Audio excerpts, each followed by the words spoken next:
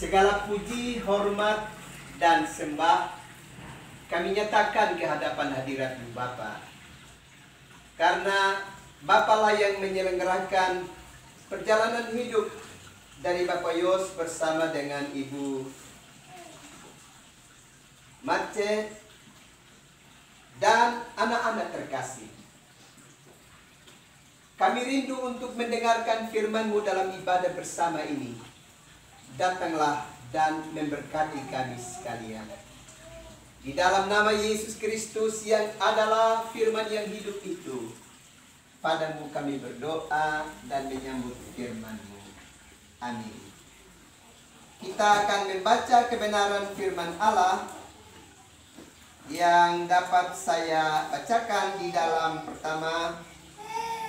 dalam 2 Timotius pasal yang pertama, ayatnya yang kelima. 2 Timotius pasalnya yang pertama, ayat yang kelima. Di bawah perikop ucapan syukur dan nasihat untuk bertekun. Sebab aku teringat akan imanmu yang tulus ikhlas, yaitu iman yang pertama-tama hidup di dalam nenekmu Lois dan di dalam ibumu Eunike, dan yang aku yakin hidup juga di dalam dirimu. Sekali lagi, sebab aku teringat akan imanmu yang tulus ikhlas, yaitu iman yang pertama-tama hidup di dalam nenekmu Lois dan di dalam ibumu Eunike, dan yang aku yakin hidup juga di dalam dirimu. Ya, demikianlah kebenaran firman Allah untuk kita. Bapak Mama, saudara-saudara yang terkasih dalam Yesus Kristus, Bapak Yos, Ibu, dan juga anak-anak dan keluarga besar San Hutagalung dan yang terkait di dalamnya. Selamat sore, salam. Salam. Dan selamat ulang tahun untuk Ibu Ibu Marice, anak Stephen dan Kevin. Ya, kalau kita belajar dalam kitab suci, tidak ada seorang pun yang bisa menambahkan usianya, sekalipun hanya sehasta saja. Dengan demikian, kalau hari ini Ibu Marice dan kedua anak, mereka boleh mengalami ulang tahun masing-masing yang ke-39, 10, dan yang ke-7. Ini adalah keajaiban dari Tuhan. Karena hanya Tuhanlah yang memperkenankan kita untuk mengalami kehidupan di tengah-tengah dunia ini. Kita sekarang ini ada di bulan keluarga. Bulan Oktober ini sebagai bulan keluarga.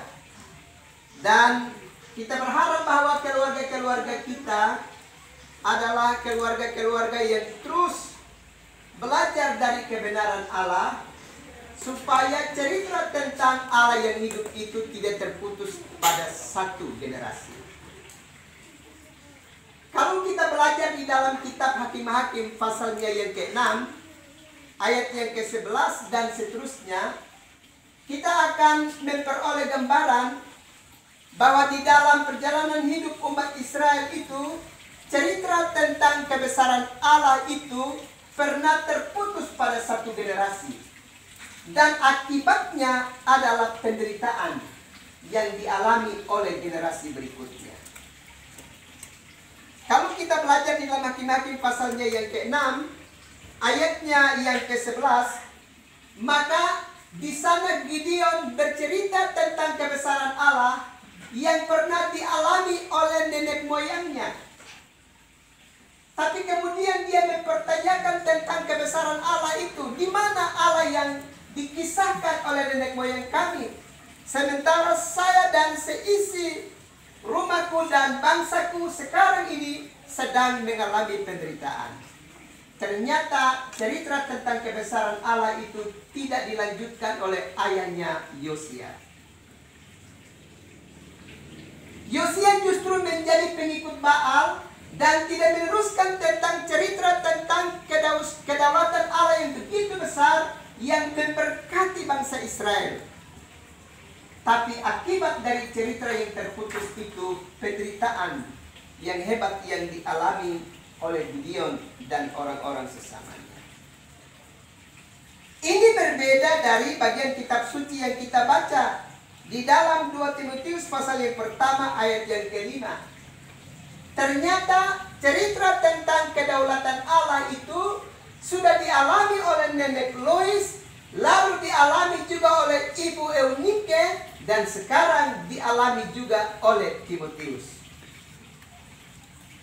Dan sebagai akibatnya, karena cerita tentang kedaulatan Allah itu berlanjut dari satu generasi ke generasi berikutnya, maka ada perkara besar yang Tuhan perbuat bagi generasi berikutnya dalam hal ini Timotius.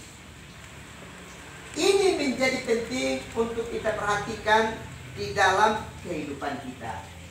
Sebab hari ini banyak keluarga yang tidak lagi berdiri dan berkisah tentang kedaulatan Allah yang besar untuk memberkati hidup mereka dan juga memberkati keturunan mereka.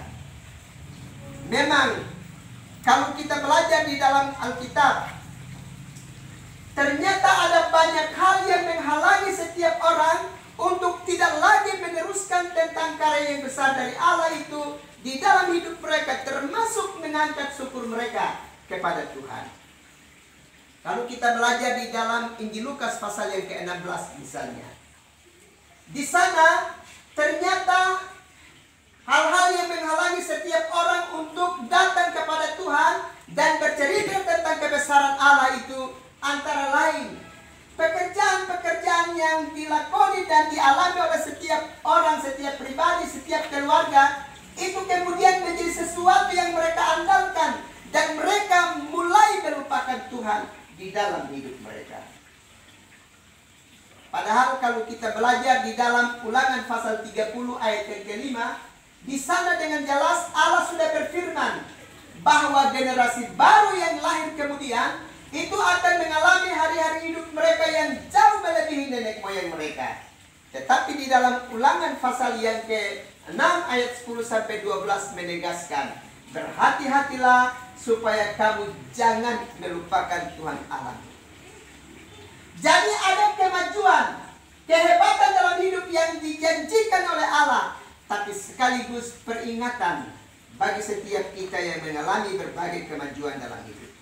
Nah, sehingga kalau kita perhatikan kesaksian kitab suci, ternyata ada keluarga-keluarga di mana cerita tentang kebesaran Allah itu berhenti hanya pada satu generasi, sedangkan generasi yang lain tidak punya kesempatan untuk mendengar karena tidak ada yang bercerita itu dan mengungkapkan itu kepada mereka. Itu terjadi dalam kehidupan zaman hakim-hakim, dalam hal ini di zaman Gideon. Kita bersyukur di zaman perjanjian baru, cerita tentang kebesaran Allah itu terus berlanjut dalam kehidupan keluarga Timotius, yaitu neneknya Lois dikenal sebagai keluarga yang beriman. Juga ibunya Eunike dikenal sebagai keluarga yang beriman. Datang lagi pada anak mereka Timotius adalah pribadi yang mempersembahkan hidupnya kepada Tuhan, sehingga dia berdiri untuk mewartakan warta keselamatan bagi banyak orang. Hari ini kedua anak terkasih Stephen San dan Kevin San mengalami ulang tahun, yang ke-10 dan yang ke-7. Ini adalah generasi baru dari keluarga San dan Hutagame. Cerita tentang kebesaran Allah, kedaulatan Allah, dan perkara-perkara besar yang sudah dialami oleh kehidupan Bapak San dan juga Mama Marice, ini harus dilanjutkan terus bagi kehidupan generasi baru ini.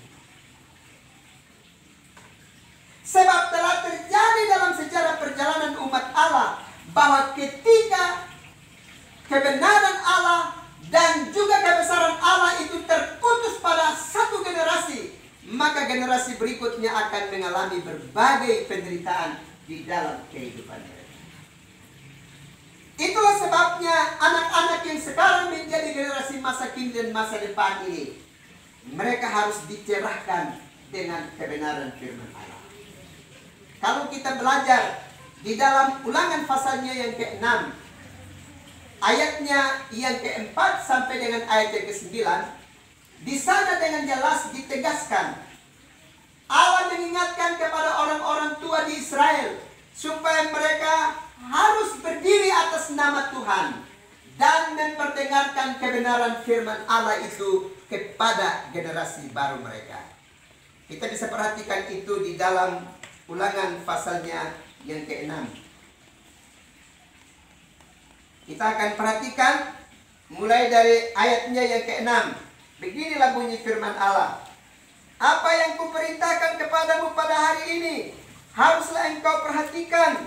Haruslah engkau mengajarkannya berulang-ulang kepada anak-anakmu dan membicarakannya apabila engkau duduk di rumahmu, apabila engkau sedang dalam perjalanan, apabila engkau berbaring, dan apabila engkau bangun. Haruslah juga engkau mengikatnya sebagai tanda pada tanganmu, dan haruslah itu menjadi lambang di dahimu, dan haruslah engkau menuliskannya pada tiang pintu rumahmu dan pada pintu gerbangmu. Itu berarti peringatan kepada para orang tua supaya meneruskan cerita yang berharga, yakni warta keselamatan, karya Allah yang besar itu terus harus diajarkan, diteruskan kepada generasi berikutnya. Supaya apa? Supaya di dalam perjalanan waktu mereka tidak melupakan Tuhan Allah mereka yang telah memperkenankan kehidupan bagi hidup mereka di zaman ini. Mereka sekarang sudah memasuki zaman yang begitu hebat dan luar biasa. Itu karena Allah memenuhi janjinya dalam kitab Ulangan 30 ayat yang ke-5. Bahwa anak-anak yang baru lahir kemudian mengalami hari-hari hidup yang jauh lebih hebat dari nenek moyang. Anak-anak kita sudah mengalami janji firman itu. Itulah sebabnya kalau kita perhatikan kesaksian kitab suci, maka kita harus terus bersaksi kepada anak-anak kita betapa Tuhan telah mengasihi kita dan telah memenuhi janjinya bagi hidup kita. Dan kita bersyukur kita berjumpa dengan keluarga Timotius, di mana warta keselamatan dan cerita tentang kebesaran Allah itu terus terdengar mulai dari nenek mereka Lois, datang juga diperdengarkan oleh ibu mereka Eunike, dan datang juga diperkenalkan oleh anak mereka Timotius, sehingga cerita itu tidak berkeputusan. Ini penting supaya demikian anak-anak kita adalah generasi baru yang benar-benar mengenal Tuhan dan menghormati Tuhan, sehingga nama mereka terdaftar di dalam sorga. Kalau kita baca di dalam Injil Lukas pasal 10 ayatnya yang ke-20. Mengapa kita harus terus berkisah tentang kebenaran ini? Demi dan untuk nama kita tetap terdaftar di dalam kerajaan Allah. Sebab apalah artinya kita memiliki segala-galanya di dalam hidup ini, tapi nama kita tidak terdaftar di dalam kitab kehidupan.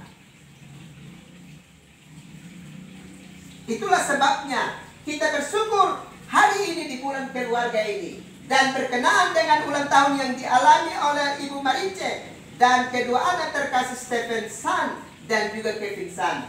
Kita sedang bertemu dengan satu keluarga di mana kebenaran firman Allah dan warta keselamatan itu terus dikisahkan dan berlanjut dalam kehidupan keluarga. Dan karena itu kita juga berharap bahwa Bapak Yos bersama dengan Mama Marice akan terus menghidupkan mesbah keluarga ini, sehingga di dalamnya ada puji-pujian, ada penyembahan, dan juga ada pemberitaan firman Allah bagi seisi rumah. Karena Mazmur 22 berkata bahwa Allah itu selalu bertata di atas puji-pujian umatnya. Kalau demikian, supaya Allah bisa bertata di atas kehidupan keluarga ini, maka puji-pujian, sorak-sorai, dan pembacaan kitab suci serta perenungannya harus terus dihidupkan di dalam keluarga ini, sehingga keluarga ini dan rumah ini sebagai tempat Allah bertahta bagi kehidupan keluarga. Kita percaya Bapak Yos dan Mama Marice akan mengerjakan ini demi dan untuk kehidupan kedua orang tua, tapi juga untuk kehidupan dari Stephen dan Kevin, sehingga semuanya mengalami di mana bahwa nama kita tertulis di dalam kitab kehidupan. Tuhan pasti memberkati Bapak Yos, Mama Marice dan kedua anak terkasih serta keluarga besar San dan Hutagamu. Selamat ulang tahun untuk Ibu Marice dan Stephen serta Kevin. Amin.